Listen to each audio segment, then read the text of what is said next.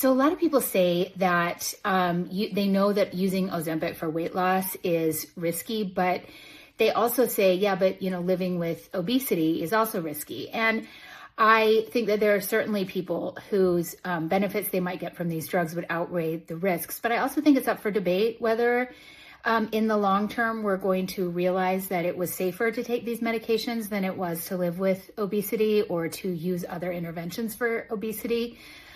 Because we just don't have long-term studies, so we don't know. But the biggest issue for me is how many people are actually getting Ozempic and drugs like it through really sketchy channels. People who do not have like obesity-related illness or that severe of obesity-related illness that there couldn't be other solutions and ways of focusing on it and working with it.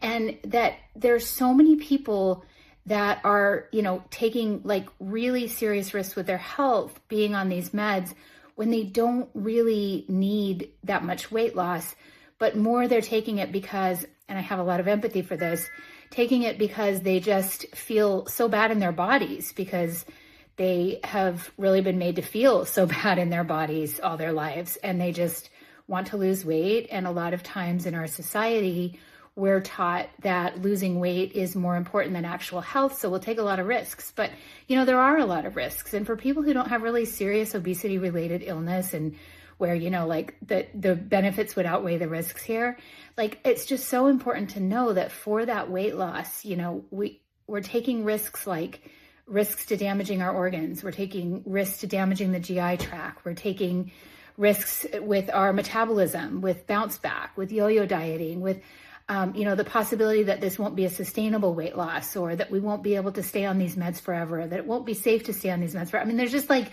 so many things that we don't know and that we have not explored because these drugs being used for weight loss is just not something that we have a lot of a long track record with or any real, research about.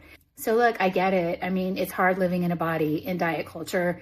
We get so much indoctrination feeling like our bodies are wrong. We have, the food industry just constantly putting food in front of our face that's really, really addictive. And, it's a tough world. And I think that all of that really primes the pump for pharma to come in and give us a weight loss drug that has a lot of risks and side effects and unknown consequences with long-term use, and to really just get like so many people on board. And it worries me. And I just want to tell you, take care of yourself. And there are lots of ways to deal with distress you might feel about your body and your weight, and lots of ways to deal if you feel like you're food addicted, or if you feel like, if you're feeling periods of being out of control with food, or if you're feeling, if you're having weight related problems. There's so many tools that we have to like work with that don't have the possible, risks and consequences that some of these medications have. So take care of yourself, be safe out there. It's a tough world.